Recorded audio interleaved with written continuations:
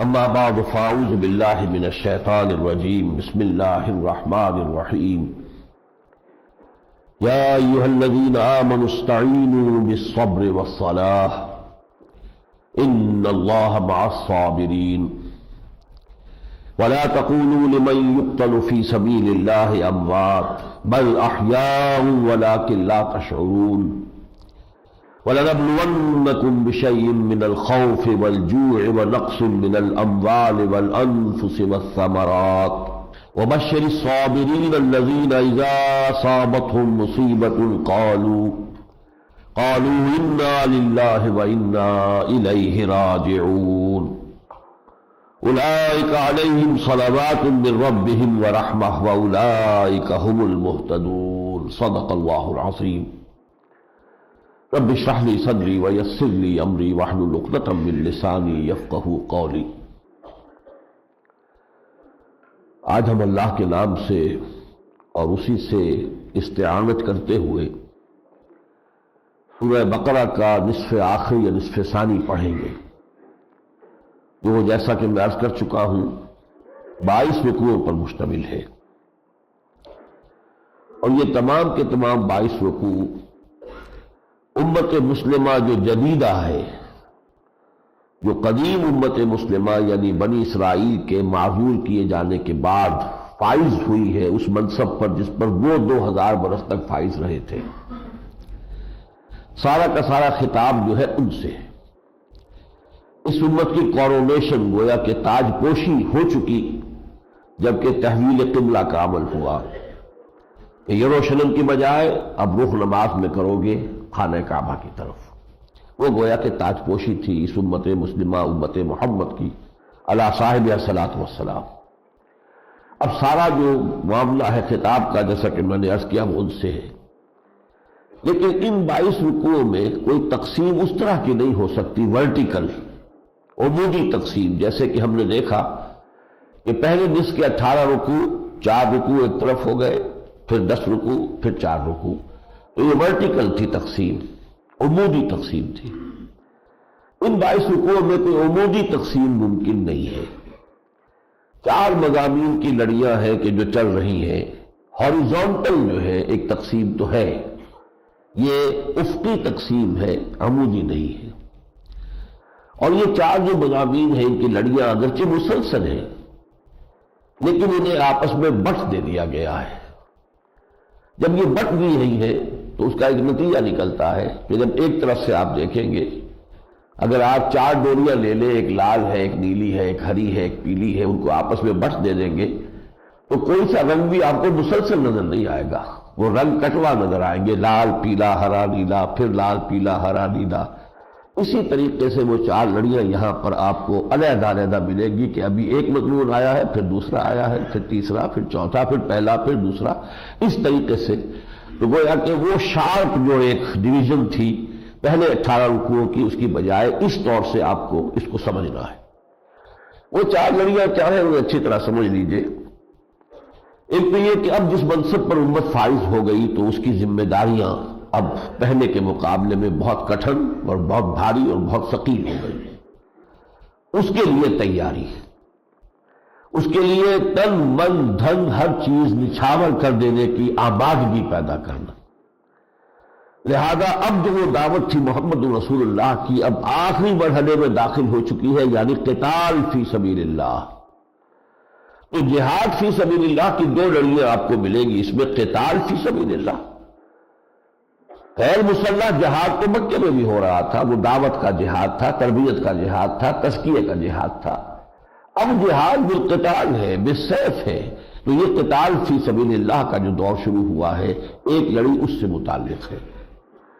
دوسری لڑی یہی جہاد فی سبیل اللہ بالمال، اس لیے کہ قتال فی سبیل اللہ کے لیے، اس جدوجہد کے لیے مالی وسائل کی بھی ضرورت ہے، لہذا انفاق فی سبیل اللہ کی ترغیب۔ 2 لڑیاں یہ ہو گئی جو جہاد فی سبیل اللہ کے گویا کے 2 حصے ہیں۔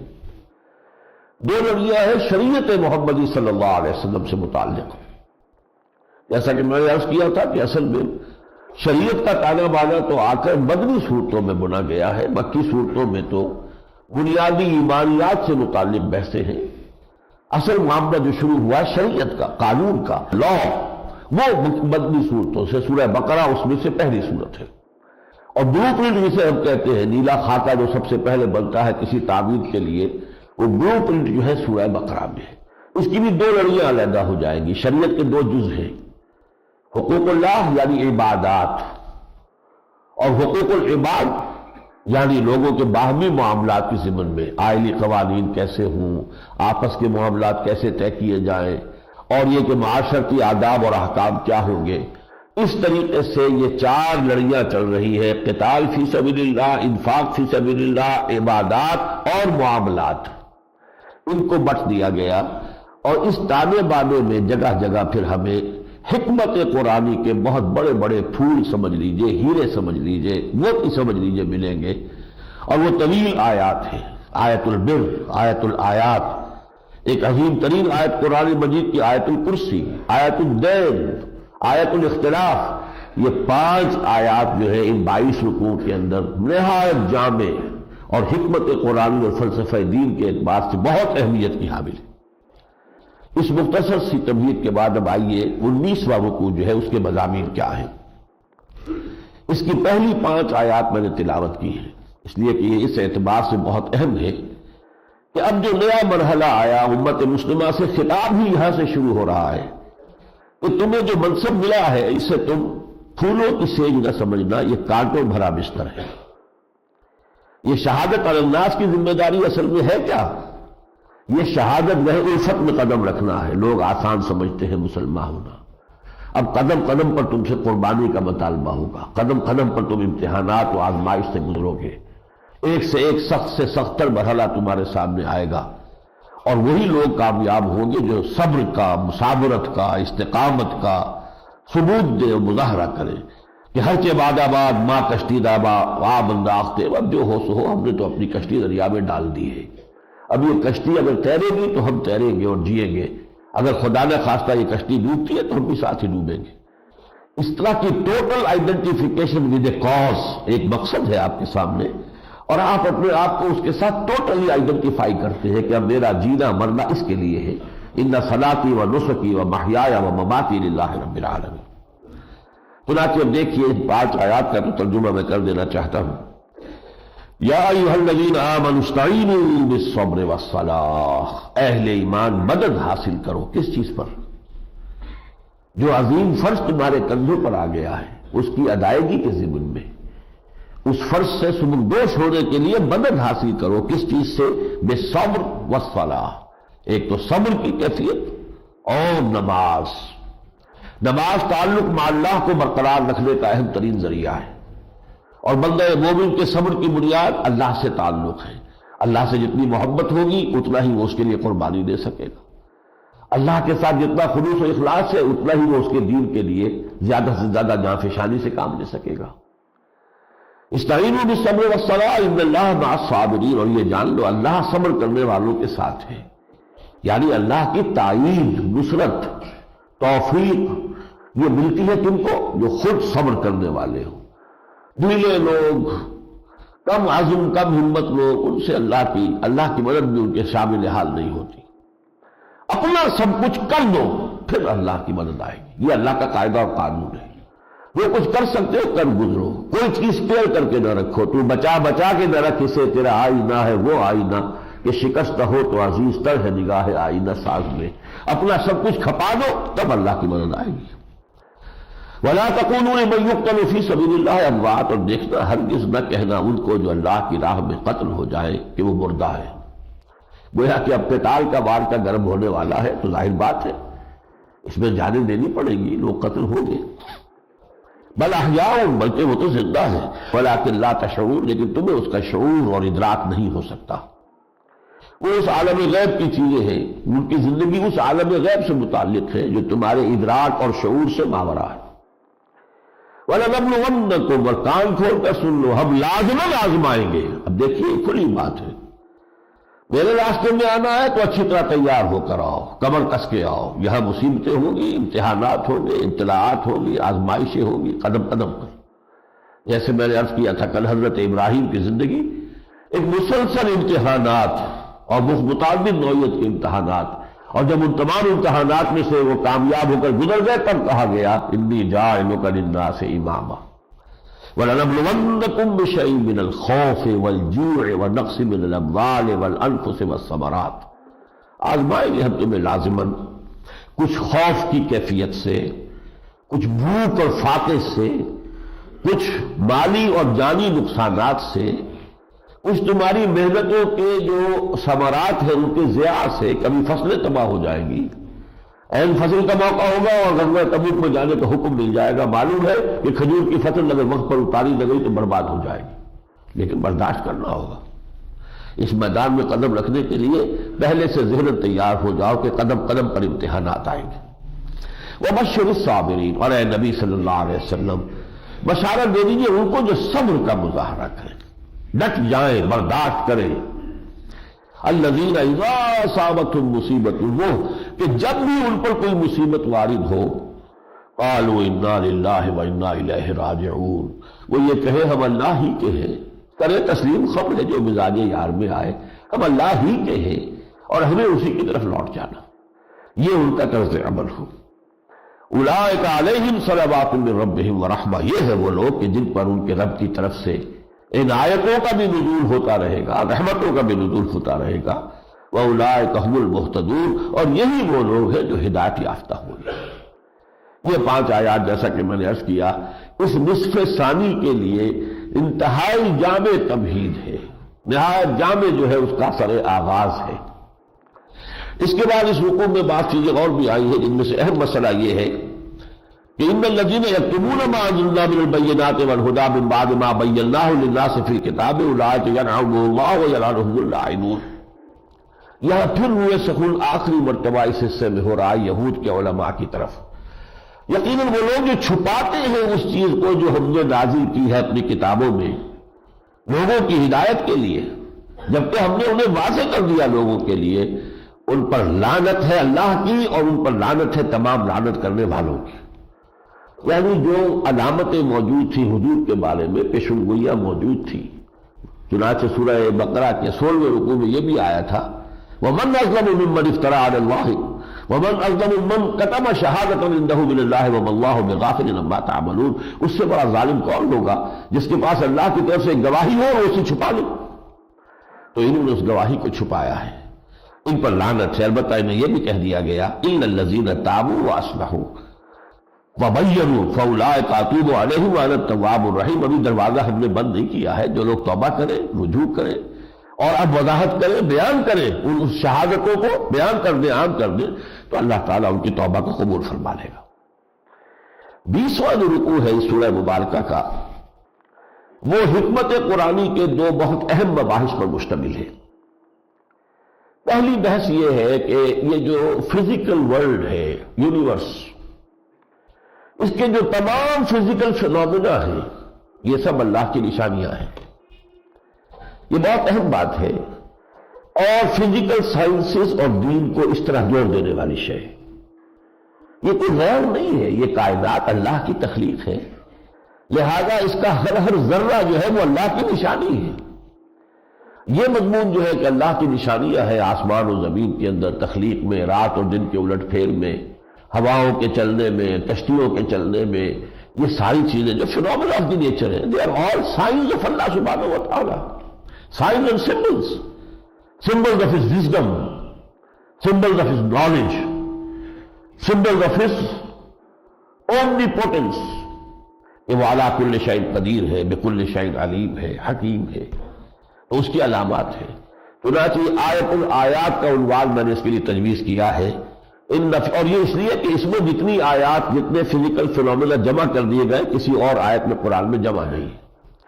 ان فی خلق السماوات والارض، یقیناً آسمان اور زمین کی تخلیق میں، واختلاف اللیل والنہار، رات اور دن کے الٹ پھیر میں، والفلک التی تجری فی البحر بما ینفع الناس، اور اس کشتی میں جو چلتی ہے دریاؤں میں اور سمندروں میں لوگوں کے لیے منافع بخش سامان لے کر، وما انزل اللہ من السماء من ماء، اور جو اللہ بارش اتارتا ہے آسمان سے، پانی اتارتا ہے، فاحیا بہ الارض بعد موتہا، اور پھر اس کے ذریعے سے زمین کو اس کے مردہ ہو جانے کے بعد زندہ کر دیتا ہے۔ کوئی ہریاول نہیں، زمین سوکھی پڑی ہوئی ہے، بارش آتی ہے اور اس میں ہر طرف جو ہے ہریاول ہے، زندگی ہی زندگی ہے، موجوداً ساقی فِيهَا مِن كُلِّ دَابَّةٍ، اور زمین میں ہر طرح کے چوپائے اور حیوانات کو پھیلا دیا، وَتَصْرِيفِ الرِّيَاحِ، اور یہ ہواؤں کے چلنے میں، وَالسَّحَابِ الْمُسَخَّرِ بَيْنَ السَّمَاءِ وَالْأَرْضِ، اور یہ بادل کے جو آسمان اور زمین کے مابین مسخر ہیں، لَآيَاتٍ لِقَوْمٍ يَعْقِلُونَ، نشانیاں ہیں ان لوگوں کے لیے جو عقل سے کام لیں۔ یہ کون کر رہا ہے، کس کی تدبیر ہے، کس کی حکمت ہے، کس کی خلاقی ہے، کس کی صناعی ہے؟ اس کائنات میں کوئی رخلا نظر نہیں آتا، اس تخلیق میں کوئی نقص نظر نہیں آتا، کہیں کوئی خلا نہیں ہے، تو کس کا کمال ہے، کس کی کمال حکمت ہے، کس کا کمال علم ہے، کس کا کمال قدرت ہے، کون ہے؟ ان کو دیکھو اور اللہ کو پہچانو۔ یہ ہے قرآن کے فلسفے کی پہلی بنیادی بات۔ دوسری بنیادی بات، جو اللہ کو پہچان لے گا پھر اللہ اس کے لیے محبوب ترین ہستی ہو جائے گا۔ یہ علامت ہے، لٹمس ٹیسٹ ہے۔ واقعی اللہ کو پہچان لیا ہے تو کوئی شے، کوئی فرد، کوئی انسان اب آپ کے نزدیک اللہ سے محبوب تر نہیں رہے گا۔ اگر ہے تو اللہ کو پہچانا نہیں ہے۔ ما قدر اللہ حق قدرہ، نہیں قدر کی انہوں نے اللہ کی جیسے کہ اس کی قدر کرنے کی کا حق تھا۔ اگر اسے پہچان لوگے تو پھر نگاہ کہیں اور ٹکے گی نہیں۔ اس کا حسن و جمال دیکھ لیا تو کوئی حسن و جمال تمہاری نگاہ میں جچے گا ہی نہیں۔ اس کے کمالات سامنے آ گئے تو کون سا کمال ہے کہ جو آپ کے اوپر اثر انداز ہو سکے گا؟ اس لیے فرمایا وَمِنَ النَّاسِ، لیکن جو لوگ اللہ تک نہیں پہنچ پاتے، ان کے نیچر میں، ان کی روح کے اندر جو پیاس ہے اللہ کو پہچاننے کی، وہ پرورٹڈ ہو کر کسی اور شے کو اسی جگہ رکھ دیتی ہے، اپنا آئیڈیل، آدرش، محبوب بنا کر۔ کسی نے وطن کو محبوب بنا لیا، وطن کو خدا بنا لیا۔ کسی نے اپنی خواہش نفس کو خدا بنا لیا، رأیت من اتخذ الہہ ہواہ، اپنی خواہش نفس کو پوج رہے ہیں، اپنی ہی ذات کا طواف کر رہے ہیں، اپنی ہی صرف مفادات ہیں، مصلحتیں ہیں، عیاشیاں ہیں، انہی کے گرد پر پوری زندگی گھوم رہی ہے۔ تو کسی نہ کسی شے کو انسان اپنا آئیڈیل بناتا ہے، اس کے لیے ممکن نہیں ہے۔ اگر وہ انسان ہے، حیوان کی زندگی کا کوئی رسم العین نہیں ہوتا، اسے تو آپ یوز کرتے ہیں، استعمال کرتے ہیں۔ انسان ہے ہی وہ جس کی اپنا کوئی آئیڈیل ہے، کوئی آدرش ہے، کوئی رسم العین ہے، جس کے لیے اب کمیونسٹ ہے، اس کے لیے کمیونزم آدرش تھا، جانے دی، اپنے قربانیاں دی، کیا کچھ نہیں کیا۔ حالانکہ سب سے بڑا جو انسٹنکٹ انسان کا ہے وہ تو پریزرویشن آف دی سیلف ہے، اپنا وجود، اپنا تحفظ، لیکن اپنی جانیں دے رہے ہیں لوگ کس لیے؟ کہ وہ آدرش، وہ تصور، ایک تصور کے حسن مبہم پر ساری ہستی لٹائی جاتی ہے۔ زندگی ترک آرزو کے بعد کیسے سانسوں میں ڈھالی جاتی ہے۔ اگر کوئی آرزو ہے ہی نہیں، کوئی امنگ ہے ہی نہیں، کوئی آئیڈیل ہے ہی نہیں، کوئی آدرش ہے ہی نہیں، تو پھر تو حیوان کی سطح پر آ گئے، پھر ہیومن ویجیٹیبل بن کر رہ گیا انسان۔ وَمِنَ النَّاسِ مَن يَتَّخِذُ مِن دُونِ اللَّهِ أَندَادًا يُحِبُّونَهُمْ كَحُبِّ اللَّهِ، انسانوں میں سے کچھ ایسے بھی ہیں کہ جو اللہ کے سوا کچھ اور کو اس کا مد مقابل بنا کر اس سے محبت کرنے لگتے ہیں جیسے کہ اللہ سے محبت کرنی چاہیے تھی۔ وَالَّذِينَ آمَنُوا أَشَدُّ حُبًّا لِلَّهِ، اور جو لوگ حقیقت میں ایمان سے بہرہ ہو جائیں وہ شدید ترین ہو جاتے ہیں اللہ کی محبت میں۔ اس فلسفے کو در حقیقت علامہ اقبال نے فلسفہ خودی کے اعتبار سے پیش کیا ہے، اور اس کی مزید وضاحت ڈاکٹر رفیع الدین مرحوم نے کی ہے آئیڈیالوجی آف دی فیوچر کے عنوان سے۔ ان کا جو فلسفہ ہے، فلسفہ نصب العین، فلسفہ آدرش، کوئی نہ کوئی آئیڈیل انسان کا ہے، وہ آئیڈیل حقیقت میں تو ہے اللہ۔ اللہ ہی ہمارا مطلوب و مقصود ہو جائے، لا مقصود الا اللہ، لا مطلوب الا اللہ، لا محبوب الا اللہ۔ اگر یہ نہیں ہے تو پھر ایمان باللہ صرف ایک زبانی الفاظ ہے، حقیقت کچھ نہیں۔ اس کے بعد ہم 21 رکوع پر آئیں گے تو اس 21 رکوع میں اصل میں کچھ مباحث جو بہت تفصیل سے سورہ انعام میں آئے ہیں وہاں ہم پڑھیں گے، ان کا خلاصہ دیا گیا ہے۔ اس لیے کہ عرب میں بہت سے اوہام اور مشرکانہ خیالات کی وجہ سے حلال اور حرام کا ایک قانون بنا ہوا تھا۔ فلاں جانور ہماری عورتوں پر حرام ہے اور فلاں جانور کا گوشت جو ہے وہ اس شکل میں ہوگا تو ہم پر حرام ہے۔ پھر کچھ بتوں کے نام پر چھوڑ دیتے تھے جانور، جیسے ہندو بھی چھوڑ دیتے تھے سانڈ وغیرہ، اس کو کوئی ہاتھ نہیں لگا سکتا، جہاں چاہے کھائے پیے، نہ اس کا گوشت کھایا جا سکتا ہے، نہ اس سے کوئی خدمت کی جا سکتی ہے۔ تو یہ اوہام جو تھے اگرچہ ان کا رد پورا ہو چکا ہے مکی قرآن میں، مکی صورتوں میں، خصوصاً سورہ انعام میں، کچھ اثرات جو ہیں، صدیوں کی باتیں جو ہوتی ہیں اس کے کچھ نہ کچھ جو ہے ریزیڈول ایفیکٹس باقی رہ جاتے ہیں نفسیات کے اندر، تو اس کو آخری واش کرنے کے لیے آخری طور پر اس رکوع میں وضاحت کر دی گئی کہ یہ جو حیوانات ہیں جن کے گوشت کھائے جاتے ہیں، ان میں سے اللہ تعالیٰ نے بنیادی طور پر جنہیں حرام قرار دیا ہے، انما حرم علیکم المیتۃ والدم ولحم الخنزیر وما اہل بہ لغیر اللہ، اللہ نے حرام ٹھہرایا ہے تم پر مردار کو، اس مردار کی مزید شرح آ جائے گی سورہ مائدہ میں، اور خون کو وہ حرام ہے، اور خنزیر کے گوشت کو، اور ہر اس جانور کو جسے ذبح کیا گیا اللہ کے سوا کسی اور کے نام پر، اس میں شرک شامل ہو گیا، فمن اضطر غیر باغ ولا عاد، لیکن پھر کوئی مضطر ہو جائے، بھوک سے مر رہا ہو، نہ تو اس کے اندر اللہ کے حکم کو توڑنے کے لیے کوئی اکساہٹ موجود ہو اور نہ وہ ضرورت سے زیادہ استعمال کرے، تو وہ ان چیزوں کا بھی استعمال جان بچانے کے لیے کر سکتا ہے۔ بھوکا مر رہا ہو تو مردار کا گوشت بھی کھا سکتا ہے، خنزیر کا بھی کھا سکتا ہے، جو بھی چیز ملے اس سے اپنی جان بچا سکتا ہے، لیکن صرف اتنی مقدار میں جتنا جان بچانے کے لیے ضروری ہو، اور اس کے لیے کوئی طبی میلان اس میں موجود نہ ہو۔ یہ سورہ بقرہ کے 21ویں رکوع کے مضامین کا خلاصہ ہے۔ 22واں رکوع اب جب آتا ہے تو اب اس میں آئی دوسری عظیم آیت جو ہے قرآن حکیم میں، علم و حکمت کا جو بہت بڑا خزانہ میں نے آپ سے کہا، آیت البر، نیکی کی اصل حقیقت کیا ہے؟ عام طور پر انسان مظاہر کو نیکی سمجھ بیٹھتا ہے۔ اب نماز کا ایک مظاہر ہے، ایک ظہور ہے، رکوع ہے، سجود ہے، اس کے قوامین ہے اور طہارت کے احکام ہے، ایک یہ ظاہر ہے۔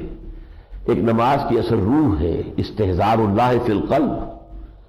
اگر آپ کو یہ حضوری قلب بھی حاصل نہیں، شوق اگر تیرا نہ ہو میری نماز کا امام، میرا سجود بھی حجاب، میرا قیام بھی حجاب، سجود بھی ہو رہا ہے، حجاب بھی اور قیام بھی ہو رہا ہے، لیکن لو تو لگی ہی نہیں، اللہ سے کوئی تعلق تو قائم ہوا ہی نہیں، تو روح دین اور ہے اور مظاہر دین اور ہے۔ اہمیت مظاہر کی بھی ہے، پیکر کی بھی ہے، بغیر پیکر کے روح کس چیز میں سمائے گی؟ اس کا ظہور ہوگا پیکر ہی میں۔ تو یہ نہیں ہے کہ ظواہر اور مظاہر کی اہمیت نہیں ہے، لیکن جب انسان کا ایمفیسس ہو جاتا ہے ظواہر اور مظاہر پر اور روح دین کی طرف سے ظہور ہو جاتا ہے تو پھر دین پرورٹڈ شکل اختیار کر لیتا، دین مسخ ہو جاتا، دین کی تاثیر ختم ہو جاتی، وہ شخصیت کی تعمیر نہیں کر سکتا۔ اس کے لیے خاص طور پر یہ آیت کہ نیکی حقیقت میں کسے کہتے ہیں، اور یہاں بھی آپ دیکھیں گے پس منظر میں تحویل قبلہ کا ریزیڈول ایفیکٹ ابھی ہے۔ شاید کچھ مسلمانوں کے ذہن میں ابھی یہ کثرت تھی، یہ کیا ہوا ابا 16 مہینے ہم نے ادھر رخ کر کے نماز پڑھی، پھر یہ کہ جنوب کی طرف رخ ہو گیا، ان نمازوں کا کیا کرنا؟ لیس البر ان تولوا وجوہکم قبل المشرق والمغرب، مسلمانوں اصل نیکی یہ نہیں ہے کہ تم اپنے چہرے مشرق یا مغرب کی طرف کر لو، وہ وہاں پہ آ چکا للہ المشرق والمغرب، 2 مرتبہ ہم پڑھ چکے ہیں۔ ولیکن البر، اب یہاں سے مثبت وضاحت ہے، اصل نیکی کس کی ہے، کون ہے نیک؟ ولیکن البر من آمن باللہ والیوم الآخر والملائکۃ والکتاب والنبیین، سب سے پہلے تو شرط ہے نیکی کے لیے ایمان، اللہ پر ایمان، یوم آخر پر ایمان، فرشتوں پر ایمان، کتابوں پر ایمان، انبیاء پر ایمان۔ اللہ پر ایمان کا مطلب کیا ہے کہ نیکی وہی ہے جو صرف اس کی خوشنودی کے لیے کی جا رہی ہو، کوئی ریا شامل ہو گئی، کوئی اپنا مقصد ہو گیا، انتخابات لڑنے ہیں اس لیے آپ خیرات تقسیم کرتے پھر رہے، نیکی نہیں ہے، یہ تو دنیا کا دھندا ہے جو آپ کر رہے ہیں۔ تو ایمان باللہ، اس کا اجر صرف آخرت میں مطلوب ہو، اور اس کے لیے آئیڈیل اور اسوہ کاملہ محمد رسول اللہ صلی اللہ علیہ وسلم۔ اس کے بعد فرمایا اب جب یہ روح نیکی ظہور کرتی ہے ایک وجود انسانی میں، ایک انسانی کردار میں، ایک پوری شخصیت میں، تو اس کی ترتیب کیا ہے؟ وآت المال على حبه ذوي القربى واليتامى والمساکین وابن السبیل والسائلین وفی الرقاب، دیا اس نے مال اللہ کی محبت میں یا مال کی محبت کے الرغم، دونوں ترجمے اس کے ہوتے ہیں، اپنے قرابت داروں کو، یتیموں کو، مسکینوں کو، مسافروں کو، مانگنے والوں کو، اور گردنوں کے چھڑانے میں۔ سب سے پہلی نیکی، اب ظاہری عملی نیکی میں سب سے پہلی نیکی کے لیے عنوان ہو جائے گا انسانی ہمدردی۔ نمازوں کے انبار لگائے ہوئے ہیں اور دل کٹھور ہے، سخت ہے، کسی کو تکلیف میں دیکھ کر اور اس کی تکلیف کو رفع کرنے کے لیے طبیعت آمادہ نہیں ہوتی، نیکی نہیں ہے۔ تم زاہد ہوگے، عابد ہوگے، جو چاہو ہو جاؤ، نیک نہیں ہو سکتے جب تک کہ یہ انسانی ہمدردی کا مادہ تمہارے دل میں موجود ہو۔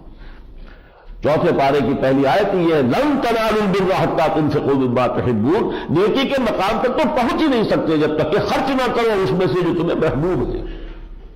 وآت المال على حبه ذوي القربى واليتامى والمساكين وابن السبيل والسائلين وفي الرقاب، اس کے بعد وأقام الصلاة وآتى الزكاة، نماز قائم کریں، زکوٰۃ ادا کریں، گویا کہ پہلا خرچ زکوٰۃ کے علاوہ ہے۔ والموفون بعہدہم اذا عاہدوا، اور جو بھی عہد کر لیں آپس میں تو پھر عہد کو پورا کرنے والے۔ یہ تمام معاملات انسانی جو ہے یہ کانٹریکٹ کے بیسس پر ہی چل رہے ہیں دنیا کے اندر۔ Marriage is a social contract between a man and a woman, سارے امپلائر امپلائی کانٹریکٹ ہے، سارے بڑے کاروبار کانٹریکٹ پر ہے۔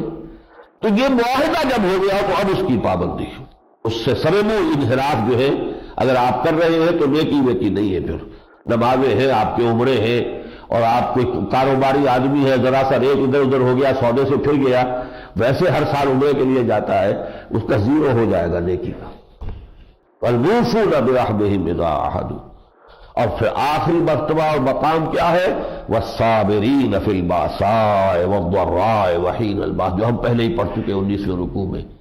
اب اللہ کے دین کے لیے جد و جہد کرتے ہوئے، اس کے دین کی سربلندی کے لیے جو مصائب بھی آئیں، صبر کرنے والے فقر و فاقہ میں، جنگ کی کیفیت میں اور تکلیفوں کے اندر، اولئک الذین صدقوا واولئک هم المتقون، یہ لوگ ہیں کہ جو سچے ہیں اپنے دعوی ایمان میں، اور یہ لوگ ہیں جو حقیقت میں متقی ہیں۔ کسی ایک شے کو لے لیا، لباس اپنا ٹھیک کر لیا، وضع قطع ہو گئی، داڑھی لمبی ہو گئی، سب ہو گیا، تقویٰ ہو گیا، نہیں نہیں، اولئک هم المتقون، یہ معیار ہے۔ اللہ کے نزدیک متقی وہ شخص ہے جو اس پورے معیار کے اوپر پورا اتر رہا ہو۔ اس کے بعد اس رکوع میں کچھ احکام آئے ہیں شریعت کے، جن میں سے ایک قصاص کا حکم ہے، کتب علیکم القصاص فی القتل، قتل کے معاملے میں قصاص کی پابندی کرو۔ اسی طریقے سے جب تک کہ یہ قانون وراثت نازل نہیں ہوا تھا، وہ سورہ نساء میں آئے گا، تو عارضی طور پر وصیت کا حکم دیا گیا۔ اگر کوئی مسلمان فوت ہو رہا ہو، کوئی مال چھوڑ کر جا رہا ہو، تو اپنے والدین کے لیے اور قرابت داروں کے لیے وصیت کر کے جائے، اور اس کے احکام ہیں۔ اب آتا ہے 23واں رکوع، یہ ہے کہ جس نے آج ہمیں جمع کیا ہوا ہے، یہ رکوع ہے جو حکمت و احکام صوم و رمضان اس پر مشتمل ہے۔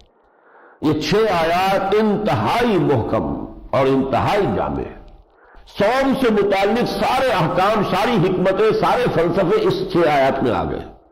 یہ خاص معاملہ ہے۔ قرآن مجید میں حج کا ذکر بھی سورہ حج میں بھی ہے، سورہ بقرہ میں بھی ہے۔ نماز کے مختلف احکام مختلف جگہوں پر آپ کو مل جائیں گے، وضو کا حکم کہیں اور ملے گا، نماز خوف کا نماز کہیں اور ملے گا، لیکن صوم کی عبادت مخصوص اس اعتبار سے ممتاز ہے کہ ایک رکوع 6 آیات میں سارے احکام اور حکمتیں آ گئی۔ یا ایھا الذین آمنوا کتب علیکم الصیام کما کتب علی الذین من قبلکم لعلکم تتقون، اہل ایمان تو یہ جان لو کہ تم پر روزے فرض کیے گئے ویسے ہی جیسے پہلوں پر فرض کیے گئے تھے، اور اس کا ایک مقصد ہے، وہ مقصد ہے تقویٰ۔ اگر وہ مقصد پیدا نہیں ہو رہا تو روزہ زیرو ہے۔ جیسے پہلے جھوٹ بولتے تھے ویسے ہی 30 روزے رکھنے کے بعد جھوٹ بول رہے ہیں، تو جھک ماری ہے۔ یہ 30 روزے جو رکھے ہیں یہ فاتح کی ہے، یہ روزہ تو نہیں ہے۔ حضور نے فرمایا کم من صائم لیس لہ من صیامہ الا الجوع، کتنے ہی روزے دار ایسے جنہیں اپنے روزوں سے سوائے بھوک کے اور کچھ حاصل نہیں ہوتا۔ من لم یدع قول الزور والعمل به فلیس للہ حاجۃ ان یدع طعامہ وشرابہ، جو جھوٹ بولنا، جھوٹ پر عمل کرنا نہ چھوڑے، اللہ کو کوئی ضرورت نہیں کہ وہ اپنا کھانا پینا چھوڑ کر بیٹھ جائے۔ روزہ تو تقویٰ کے لیے۔ اور اس رکوع کی آخری آیت میں بیان کر دیا گیا تقویٰ کا اصل کرائیٹیرین کیا ہے۔ عقل حلال ہے تو تقویٰ ہے، یہ نہیں ہے تو داڑھیوں کی طول سے اور پاجاموں کے نیچے ہونے سے تقویٰ نہیں ہے۔ عقل حلال، وَلَا تَأْكُلُوا أَمْوَالَكُمْ بِالْبَاطِلِ وَتُدْلُوا بِهَا إِلَى الْحُكَّامِ لِتَأْكُلُوا فَرِيقًا مِنْ أَمْوَالِ النَّاسِ بِالْإِثْمِ وَأَنْتُمْ تَعْلَمُونَ۔ پہلی آیت 6 آیات میں سے اور آخری آیت جو دیا اس کو، تقویٰ کا معیار پھر وہ ہے۔ تم نے اپنے طور پہ تقویٰ کے معیار بنا لیے ہیں، وہ نہیں ہے۔ تقویٰ کا معیار یہ ہے عقل حلال، یہ نہیں ہے تو تقویٰ نہیں۔ درمیان میں پھر روزے کی شروع کا ابتدائی احکام یہ تھے، اگر آپ اب سفر میں ہیں، بیمار ہیں، تب بھی قضا کر سکتے ہیں، اور اگر نہیں تب بھی ایک روزہ نہ رکھیں اگر یہ ابتدائی حکم تھا، تو ایک مسکین کو کھانا کھلا دیں. لیکن پھر جب شہر رمضان الذی انزل فیہ القرآن، اب ذکر ہوا رمضان مبارک کا. پہلے اصل میں 3 روزے ہر مہینے حضور نے رکھنے کا حکم دیا تھا، 13، 14، 15، 3 دن ہر مہینے میں روزے رکھنے کا حکم دیا. پہلا حکم جو ہے، پہلی 2 آیتیں جو ہے اس رکوع کی، وہ اس سے متعلق ہے. پھر کچھ عرصے کے بعد رمضان کے روزے فرض ہوئے. شہر رمضان الذی انزل فیہ القرآن ھدی للناس وبینات من الھدی والفرقان فمن شہد منکم الشہر فلیصم. رمضان کا مہینہ وہ ہے کہ جس میں قرآن نازل کیا گیا تھا. اور قرآن کیا ہے؟ لوگوں کے لیے ہدایت، اور ہدایت بھی نہایت واضح، صاف، مبین انداز میں. بینات من الہدی والفرقان، حق و باطل میں فرق کر دینے والی شکل. اس رمضان میں قرآن کے نزول کی بنیاد پر یہ مہینہ منتخب کیا گیا صوم کے لیے. کیوں؟ صوم سے مقصد تقوی، اور تقوی نہ ہو تو قرآن سے استفادہ ہی ممکن نہیں. شروع میں سورہ بقرہ میں ھدی للمتقین، یہ ہدایت ہے متقین کے لیے. اگر اندر ہی آپ کا جو ہے ناپاک ہے تو قرآن آپ کو کیا کرے گا؟ اندر پاک ہو، تقوی ہو، طلب صحیح ہو، نیت صحیح ہو، تب قرآن کی ہدایت سے استفادہ ہو. لہذا یہ 2 عشاء پروگرام کر دیا گیا. اگرچہ یہ کہ رات کا قیام لازم نہیں کیا، وہ میں آپ کو پہلے دن جو ہے وہ خطبہ حضور کا سنا چکا ہوں. جعل اللہ صیامہ فریضۃ وقیام لیلہ تطوعا. لیکن قیام لیل جو بھی کر سکتے ہو، کم سے کم تہائی شب تو قرآن کے ساتھ جاگیں، قرآن کے ساتھ اپنا ایک ذہنی اور اپنا روحانی تعلق تازہ کریں ہر سال. اور اب یہ ہے کہ وہ رعایت ختم کر دی گئی کہ اگر صحت مند ہونے کے باوجود، مقیم ہونے کے باوجود روزہ نہیں رکھو گے تو ایک مسکین کو کھانا کھلا نہیں، اب تعداد پوری کرنی ہوگی. ہاں سفر اور بیماری میں رخصت برقرار ہے، لیکن اس کی قضا کرنی ہوگی. وَلِتُكْمِلُوا الْعِدَّةَ وَلِتُكَبِّرُوا اللَّهَ عَلَىٰ مَا هَدَاكُمْ وَلَعَلَّكُمْ تَشْكُرُونَ. اور اس کا حاصل کیا ہوگا؟ محض روزے کا حاصل تقوی ہے. دن کا سیام، رات کے قیام، 2 کو جوڑ کر حاصل کیا ہوگا؟ تمہارا جو مانوی وجود ہے، روح ربانی جو تمہارے اندر ہے، وہ توانا ہو کر، تازہ ہو کر اللہ کی طرف متوجہ ہوگی. اور وہ اس آیت میں مضمون آ گیا، وَإِذَا سَأَلَكَ عِبَادِي عَنِّي فَإِنِّي قَرِيبٌ. اے نبی، جب میرے بندے آپ سے میرے بارے میں سوال کریں. اب وہ جذبہ ابھرا ہے، تقرب اللہ. انسان چاہتا ہے میں اللہ سے قریب تر ہوں. یہ روح وہیں سے آئی ہے، لہذا یہ تقرب، جو شے جہاں سے آئی ہے ادھر ہی اس کا رجحان ہوگا. ہمارا یہ جسمانی وجود زمین سے بنا ہے، لہذا اس کا رجحان زمین کی طرف ہے. زمین ہی سے اس کی تقویت کا سارا سامان آ رہا ہے. اس کو بھوک لگتی ہے تو کہاں سے آ رہا ہے؟ اس کی بھوک کا سامان زمین سے آ رہا ہے. لیکن روح کو بھوک لگتی ہے تو اس کا سامان کیا؟ یہ روحانی آپ کے جو سالن ہیں اور منظم غذائیں تو روح کے لیے غذا نہیں بن سکتی. روح کی غذا کلام اللہ ہے، روح امر اللہ ہے. یسألونک عن الروح قل الروح من امر ربی، امر رب ہے. اور اس کی غذا، اس کا تغذیہ اور تقویت یہ ہے کلام ربانی سے. یہ تقویت پائے گی. تو اے نبی انہیں بتا دیجئے جب میرے بندے میرے بارے میں میرا تقرب حاصل کرنے کی اس جذبے کے تحت پوچھے تو انہیں بتا دیجئے میں قریب ہوں، دور نہیں ہوں، میں تو تمہاری دگے جہاں سے بھی قریب ہوں. جہاں چاہو جب چاہو مجھ سے مخاطب ہو جاؤ. اتنا فری لائسنس نوٹ کر لیجئے. مذہب کی دنیا میں اس کے بجائے واسطے لائے جاتے ہیں. تم نجس ہو، تم کیسے اللہ سے بات کر سکتے ہو؟ کسی پاک باز کا وسیلہ اور واسطہ تلاش کرو. کسی فوت شدہ کی روح کو وسیلہ بناؤ، جاؤ اس کی قبر پر چڑھاوے چڑھاؤ، تب کہیں جا کر اس کے ذریعے سے تمہاری درخواست اللہ کے حضور میں پہنچے گی. لیکن قرآن نے کیا کیا ہے؟ میرا بندہ جب چاہے، جہاں چاہے، there and then I listen to him. وَإِذَا سَأَلَكَ عِبَادِي عَنِّي فَإِنِّي قَرِيبٌ أُجِيبُ دَعْوَةَ الدَّاعِ إِذَا دَعَانِ. ہاں ایک شرط ہے، اگر اپنی باتیں مجھ سے بنوانا چاہتے ہو فَلْيَسْتَجِيبُوا لِي، تو میری باتیں بھی تو مانو. یہ طرفہ معاملہ نہیں ہوگا. کل ہم نے پڑھا تھا فَاذْكُرُونِي أَذْكُرْكُمْ، مجھے یاد رکھو تو میں تمہیں یاد رکھوں گا. یہاں بھی تم چاہتے ہو میں تمہاری دعائیں قبول کروں تو تم بھی تو میری پکار پر لبیک کہو. فَلْيَسْتَجِيبُوا لِي وَلْيُؤْمِنُوا بِي، اور مجھ پر اپنا یقین اور ایمان پختہ رکھو. لعلہم یرشدون، اسی سے رشد ہے، اسی سے ہدایت ہے۔ اسی بات کو کہا علامہ اقبال نے کہ کیوں خالق و مخلوق میں حائل ہوں، حائل رہے پردے پیران کلیسا کو کلیسا سے اٹھا دو۔ وہ پجاری ہوتے تھے، پروہت ہوتے تھے، پنڈت ہوتے تھے، ہمارے ہاں پیر ہے، پھر پوپ ہے، پھر پادری، سب پے سے چلتی ہے۔ یہ ساری جو خباستیں ہیں یہ سب پے سے، پجاری، پنڈت، پروہت، پادری، پیر، سب یہ ان کو واسطہ بناؤ۔ تم کیسے، تمہاری بات کیسے سنے گا؟ ہمیں ذریعہ دو، ہمیں نذرانے پیش کرو، مٹھی گرم کرو۔ اور یہ صاحب قبر ہے، ظاہر بات ہے صاحب قبر کو جو کچھ دیا جا رہا ہے کہاں جا رہا ہے؟ اس کے مجاور کو جا رہا، قبر والے کے پاس کیا پہنچے گا؟ وہ تو جو مجاور بیٹھا ہوا وہاں اس کے لیے ہے، تب کہیں جا کے تمہاری درخواست پیش ہوگی۔ یہ میرے نزدیک، میں اسے کہا کرتا ہوں کہ ویسے تو حقوق انسانی کا میگنا کارٹا ایک مشہور ہے، لیکن اس سے بڑا میگنا کارٹا کوئی نہیں ہو سکتا کہ انسان پر سے یہ ساری پابندیاں ہٹا کر اور اللہ تعالیٰ سے براہ راست ہم کلام ہونے کا یہ اعلان ہو رہا ہے۔ اس کے بعد ایک طویل آیت ہے جس میں کہ کچھ احکام دیے گئے ہیں کہ روزے کے احکام جو ہے سابقہ امت مسلمہ میں کچھ مختلف تھے، ہمارے ہاں یہ احکام مختلف ہو گئے۔ ان کے ہاں رات کو سوتے ہی روزہ شروع ہو جاتا تھا، کوئی سحری نہیں تھی، ہمارے ہاں سحری ہے، بلکہ اس پر زور دیا گیا ہے۔ اسی طریقے سے ان کے ہاں بعض روزے ایسے تھے جن میں گفتگو پر بھی پابندی تھی، یہاں کوئی ایسا مسئلہ نہیں ہے۔ تیسرے یہ کہ وہاں روزے کی رات میں بھی اپنی بیویوں کے ساتھ ہم بستری کی اجازت نہیں تھی، یہاں اس کی بھی نرمی کر دی گئی کہ اختتام روزہ سے لے کر اور پھر اگلی سحری کے اختتام تک اس میں کھانے پینے کی بھی اجازت ہے اور جنسی خواہش پوری کرنے کی بھی اجازت ہے جائز راستے سے۔ تو یہ جو فرق ہے وہ بیان کر دیا۔ اس کے بعد 24ویں اور 25ویں رکوع میں دو احکام گڈمڑ ہو کر آ رہے ہیں۔ ایک ہے احکام حج اور ایک ہے حکم قتال فی سبیل اللہ۔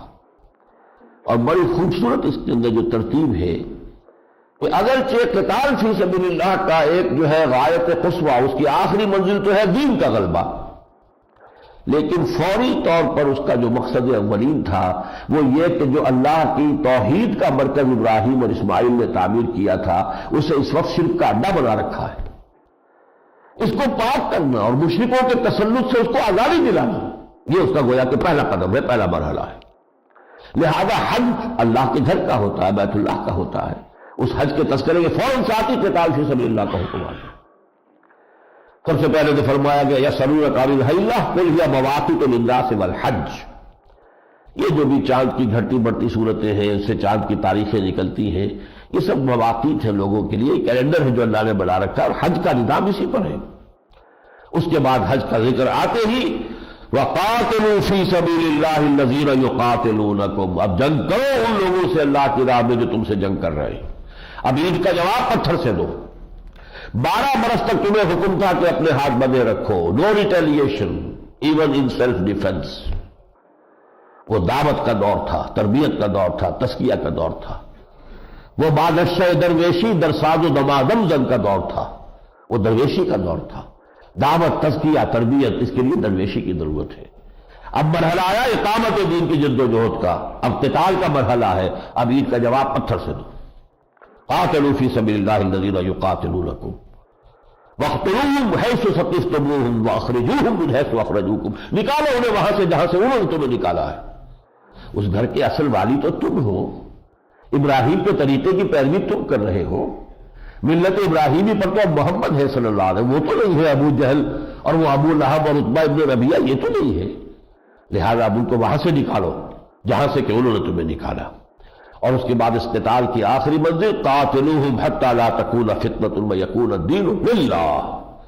اب یہ قتال جب شروع ہو گیا ہے اس دعوت و تحریک محمدی میں صلی اللہ علیہ وسلم جاری رہے گا جب تک کہ دین کل کا کل اللہ کے لیے نہ ہو جائے، پورا نظام زندگی اللہ کے حکم کے تابع نہ ہو۔ یہ ہے قتال فی سبیل اللہ کا پہلا حکم جو قرآن میں آیا۔ اسی کے ساتھ کیونکہ میں نے عرض کیا تھا کہ قتال کے ساتھ ہی ایک دوری چلے گی، انفاق۔ اس لیے کہ قتال فی سبیل اللہ کے لیے مالی وسائل بھی تو چاہیے، اسلحہ بھی چاہیے، اونٹ چاہیے، گھوڑے چاہیے، سب کچھ چاہیے، کچھ رسد چاہیے، ایسے تو نہیں ہو جائے گا قتال۔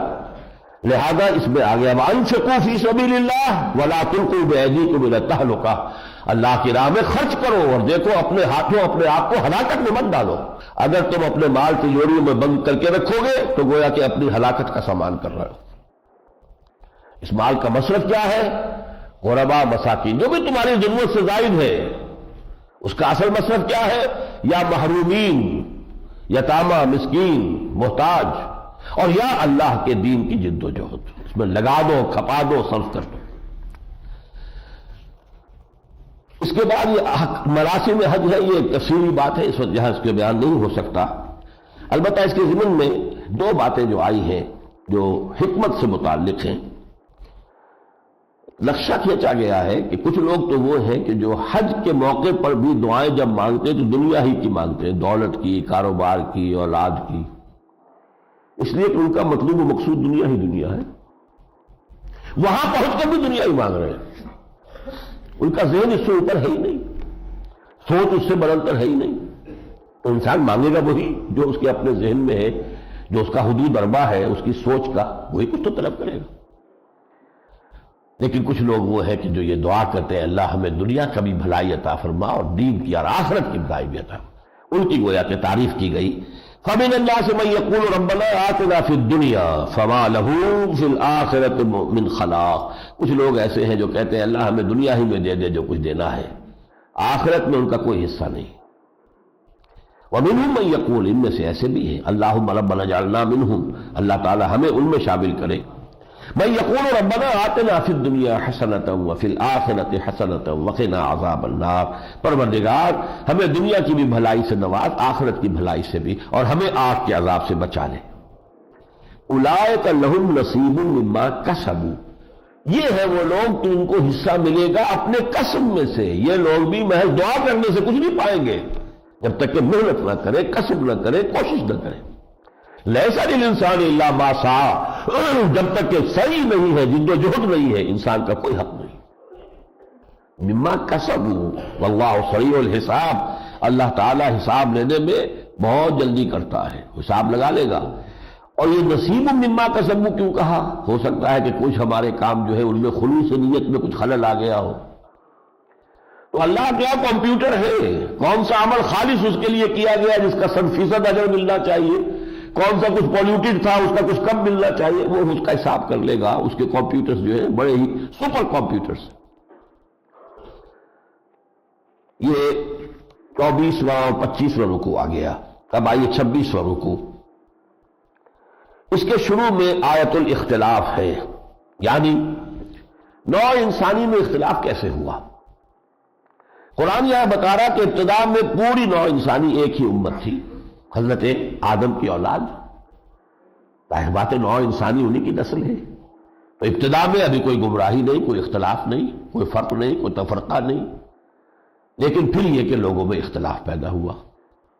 جب اختلاف پیدا ہوا تو پھر ہم نے اپنے نبی بھیجنے شروع کیے تاکہ وہ صحیح بات کی طرف لوگوں کو دعوت دے سکیں اور اس اختلاف کے اس میں سے لوگ نکل سکیں کہ تذبذب میں مبتلا ہو گئے.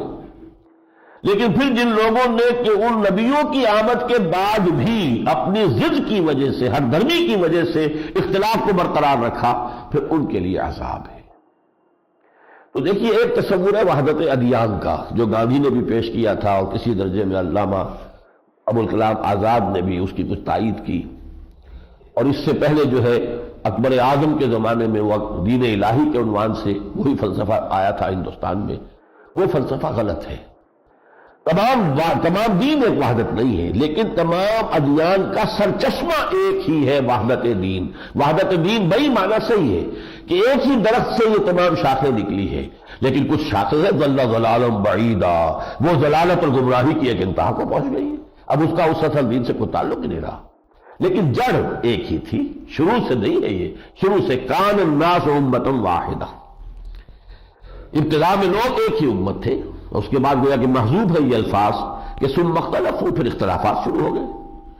فبعث اللہ النبیین مبشرین ومنذرین، پھر اللہ نے نبی بھیجنے شروع کیے جو بشارت دینے والے تھے صحیح رخ پر چلنے والوں کو، اور خبردار کرنے والے تھے جو غلط راستہ اختیار کر رہے تھے. وانزل معهم الکتاب بالحق، ان کے ساتھ کتابیں نازل کی حق کے ساتھ. لیحکم بین الناس فیما اختلفوا فیہ، تاکہ وہ لوگوں کے مابین فیصلہ کر دیں جن میں ان کا اختلاف ہوا تھا. وَمَا اخْتَلَفَ فِيهِ إِلَّا الَّذِينَ أُوتُوهُ مِن بَعْدِ مَا جَاءَتْهُمُ الْبَيِّنَاتُ، اور اب اس کے بعد کہ ان کے پاس وہ بینات ہماری طرف سے آ گئی تھی تو پھر جنہوں نے اختلاف کیا انہوں نے نہیں اختلاف کیا مگر بغیم بینہم، زندم زندہ۔ ایک راستہ نبی نے بتا دیا صحیح ہے، دوسرا غلط ہے۔ اب غلط واسطے والے یہ سوچیں گے ہم نے اپنا چھوڑا، ان کا اختیار کیا تو گویا ہم ان کے تابع ہو گئے، یہ جیت گئے ہم ہار گئے۔ یہ زندم زندہ ہے کہ جو انسان کی اصل گمراہی کا سبب ہے، جس سے تفرقہ پیدا ہوتا ہے۔ جیسے ہم دیکھ چکے کہ یہود کے علماء ایسے پہچانتے تھے حضور کو جیسے اپنے بیٹوں کو، پھر کیوں نہیں مانا؟ یعرفونہ کما یعرفون ابناءہم۔ ابو جہل نے مانا جب اس سے پوچھا گیا کیا تمہارے خیال میں محمد جھوٹ بول رہے ہیں؟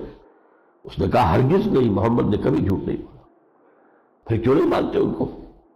اس نے کہا ہمارے اور بنی ہاشم کے درمیان مقابلہ چل رہا تھا، کون اونچا ہے، کون سا قبیلہ زیادہ عزت والا ہے۔ انہوں نے لوگوں کی خدمتیں کی، ہم نے ان سے بڑھ کر کی، انہوں نے لوگوں کو کھانے کھلائے، ہم نے ان سے بڑھ کر کھلائے۔ ہم کندھے سے کندھا جوڑے چلے آ رہے تھے، اب ان کی نبوت مان لیں گے تو ہم تو ہمیشہ کے غلام ہو گئے۔ یہ قبول نہیں ہوئی۔ یہ ہے تکبر، استکبار۔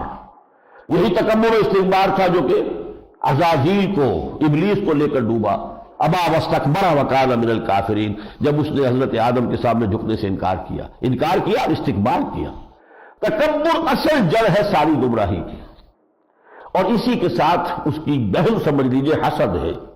کسی اور میں کوئی خیر نظر آ جائے تو حسد، بجائے اس کے کہ اللہ سے انسان طلب کرے اللہ مجھے بھی یہ خیر عطا کر دے، ٹھیک ہے کوئی حرج نہیں، لیکن حسد اس سے سلب ہو جائے مجھے مل جائے۔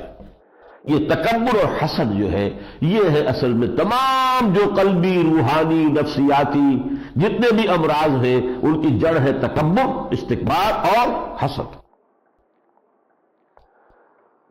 اس کے ساتھ ہی قتال کے حکم پر اس 26ویں رکوع میں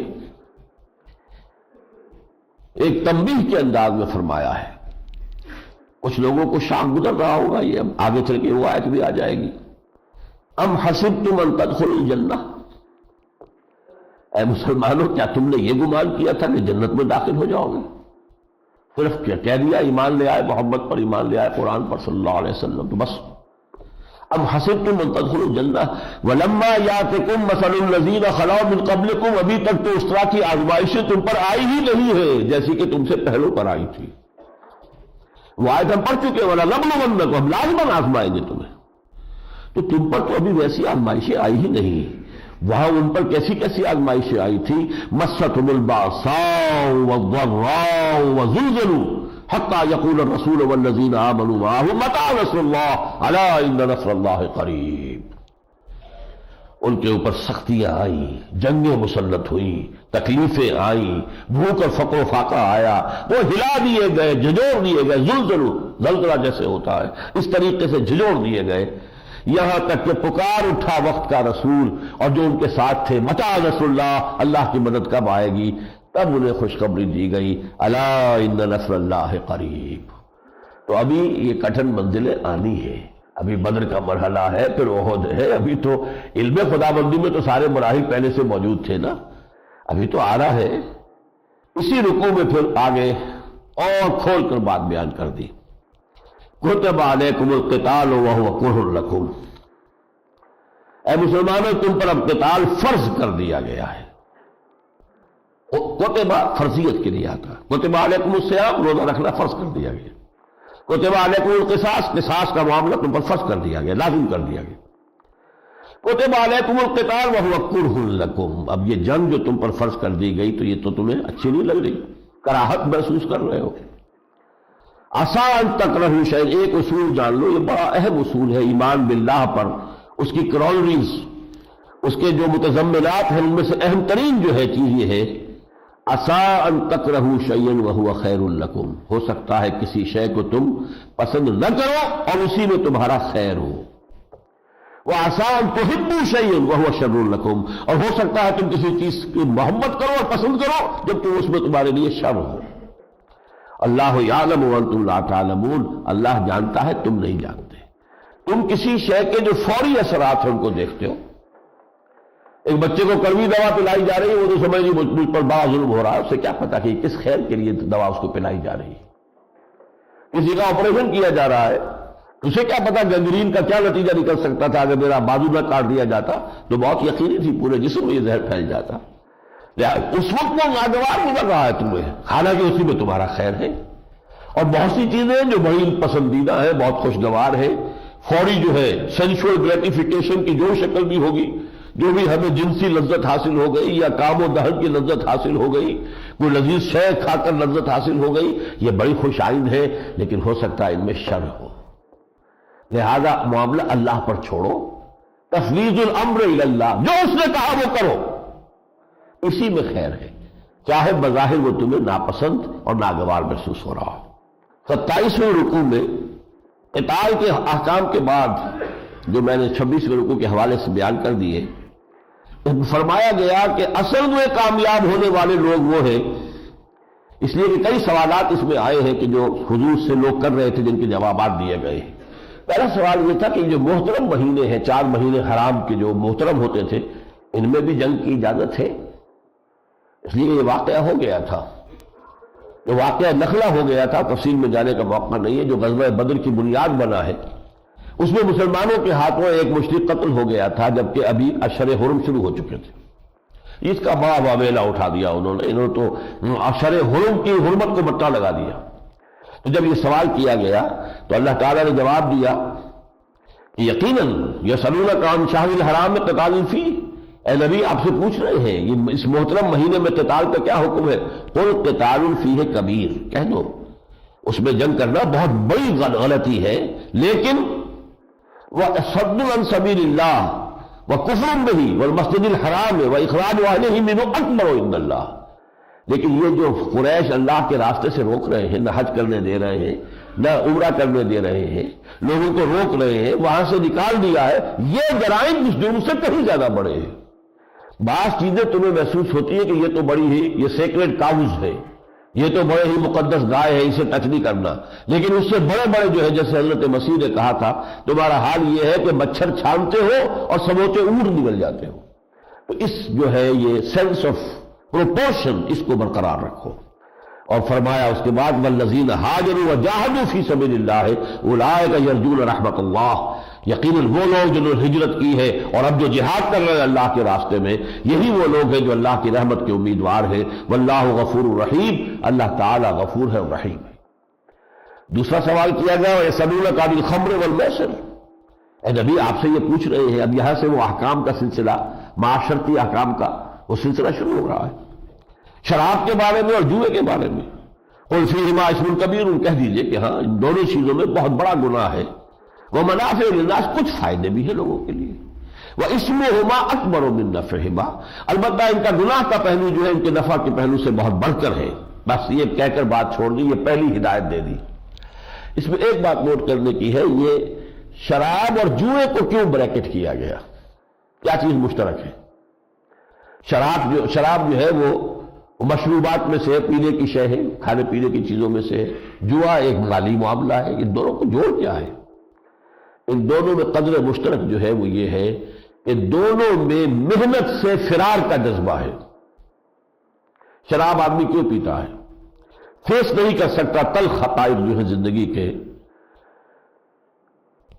میں کدے کی راہ سے ہو کر گزر گیا ورنہ سفر حیات کا بے حد طویل تھا، میں سے غرض نشاط ہے کس روح سے آنکھوں، ایک گونا بے خودی مجھے دن رات چاہیے، escapism, you don't face the realities, you want to escape. شراب کا نشہ دت ہو گیا۔ جوا کیا ہے؟ چانس کے اوپر داؤ لگاؤ، یہ بھی محنت کی ضد ہے۔ Escape from struggle, escape from labour, ان دونوں میں مشترک ہے۔ اس کے بعد سوال کیا گیا کہ کتنا خرچ کریں؟ یہ خرچ کرو خرچ کرو خرچ کرو آ رہا ہے، ابھی تو اور آئے گا۔ یہ یسألونک ماذا ينفقون قل العفو، پوچھتے ہیں کتنا خرچ کریں؟ کہہ دیجئے ان سے جو بھی تمہاری ضرورت سے زائد ہے۔ ضرورت سے زائد جو ہے اسے اپنے پاس ریٹین نہ کرو۔ یہ سرپلس ویلیو کا قرآن کا تصور ہے۔ ایک سرپلس ویلیو ہے مارکسسٹ تھیوری کی، اس کو ذہن سے نکال دیجئے۔ یہ سرپلس تھیوری کا تصور قرآن کا ہے جو اللہ نے تمہیں دیا ہے اس میں جو تمہاری ضروریات پوری ہو جائے یہ تو تمہارا جائز حق تھا، باقی تم اپنے پاس جمع کر رہے ہو، ریٹین کر رہے ہو، یا اسے مزید کمائی کا ذریعہ بنا رہے ہو، یہ خرابی ہے۔ یہ خرچ کر دو۔ یہ تو فی اموالہم حق معلوم للسائل والمحروم، اولاً تو یہ ان کا حق ہے جو معاشرے میں گرے پڑے طبقات ہیں، محروم ہیں، ان کا حق ہے، پہنچا دو ان کو۔ دوسرے، خرچ کرو اللہ کی راہ میں، دے دو اللہ کے دین کے لیے، اللہ کے دین کی سربلندی کے لیے، جو بھی ضرورت سے زائد ہے۔ ایک سوال وضاحت کی گئی یتیموں کے بارے میں، وَيَسْأَلُونَكَ عَنِ الْيَتَامَىٰ، کیونکہ مکی قرآن مجید میں کئی مقامات میں بڑی سخت سرزنش ہوئی تھی کہ یتیموں کا مال ہڑپ نہ کرو۔ اب ایک شخص ہے جس کی زیر کفالت ایک یتیم ہے، یتیم کا مال بھی ہے، اب وہ چھوٹا ہے اور یہ ہڑپ کر رہا ہے اس کا مال، اس کے مال کو اپنے مال میں جوڑ کر کاروبار میں لگایا اور اس میں جو ہے وہ کر رہا ہے، بے ایمانی کر رہا ہے، خیانت کر رہا ہے۔ روکا گیا بڑی سختی کے ساتھ، وَلَا تَقْرَبُوا مَالَ الْيَتِيمِ إِلَّا بِالَّتِي أَحْسَنُ، قریب تک نہ بھٹکو مال یتیم کے۔ اس کی یہ حد ہوئی پھر کہ کچھ لوگوں نے ہانڈیاں بھی علیحدہ کر دی کہ یہ یتیم کی ہانڈی علیحدہ ہے، اس کے لیے بوٹیاں جو ہے جو بازار سے خریدی گئی ہیں وہ اسی کے لیے ہے، ہم نہ کھا لیں۔ اس میں جو سختی ہو رہی تھی اس کو یہاں نرمی میں بدلا گیا کہ نہیں، یہ مطلب نہیں تھا، مطلب یہ تھا کہ تم اس کے مال کو ہڑپ نہ کرو، باقی وہ تمہارے بھائی ہیں، ان کے ساتھ صحیح معاملہ رکھو تو کوئی حرج نہیں۔ اللہ کو خوب معلوم ہے کہ کون مفسد ہے اور کون مصلح ہے۔ اور آخری حکم جو اس رکوع میں آیا، مشرک عورتوں سے ہرگز شادی مت کرو۔ وَلَا تَنكِحُوا الْمُشْرِكَاتِ حَتَّىٰ يُؤْمِنَّ، جب تک کہ وہ ایمان نہ لے آئے۔ وَلَأَمَةٌ مُّؤْمِنَةٌ خَيْرٌ مِّن مُّشْرِكَةٍ وَلَوْ أَعْجَبَتْكُمْ، ایک مومنہ اگر لونڈی بھی ہے، کنیز بھی ہے تو وہ بہتر ہے ایک مشرکہ سے، چاہے وہ آزاد ہے اور چاہے وہ تمہیں پسند بھی آ گئی ہو، تمہاری نگاہوں میں خوب بھی گئی ہو، لیکن یہ کنیز اور یہ لونڈی اگر تمہیں میسر آ رہی ہے مسلمان، یہ بہتر ہے۔ وَلَا تُنكِحُوا الْمُشْرِكِينَ حَتَّىٰ يُؤْمِنُوا، اور اپنی عورتیں، اپنی بیٹیاں یہ مشرکوں کے نکاح میں نہ دو، حَتَّىٰ يُؤْمِنُوا، جب تک کہ وہ ایمان نہ لے آئے۔ وَلَعَبْدٌ مُّؤْمِنٌ، ایک مسلمان چاہے غلام ہو، خَيْرٌ مِّن مُّشْرِكٍ وَلَوْ أَعْجَبَكُمْ، اس مشرک سے بہتر ہے جو آزاد بھی ہے اور تمہیں پسند بھی ہے، مالدار بھی ہے، صاحب حیثیت و وجاہت بھی ہے۔ اولئک یدعون الی النار، یہ وہ جو مشرکین ہیں مرد اور عورتیں، یہ تو آگ کی طرف بلانے والی ہیں، بلانے والے اور بلانے والیاں ہیں۔ واللہ یدعو الی الجنۃ والمغفرۃ بإذنہ، اور اللہ تمہیں بلا رہا ہے مغفرت کی طرف اور جنت کی طرف اپنے اذن سے۔ وَيُبَيِّنُ اللَّهُ لِلنَّاسِ لَعَلَّهُمْ يَتَذَكَّرُونَ، اور اسی طرح اللہ تعالیٰ واضح کر رہا ہے اپنے احکام کو تاکہ تم نصیحت اخذ کر سکو اور صحیح راستے کو اختیار کر سکو۔ یہ وہ بلو پرنٹ ہے شریعت کے احکام کا جو یہاں سے شروع ہوا ہے معاملات کے ضمن میں، حج کا آ چکا، صوم کا آ چکا، معاملات کے ضمن میں یہاں سے جو معاشرتی احکام ہے اس کا سلسلہ شروع ہوا ہے، اور اگلے تو 3 رکوع تو مسلسل چلیں گے، صرف خاندانی آئلی قوانین کے بارے میں پڑھیں گے۔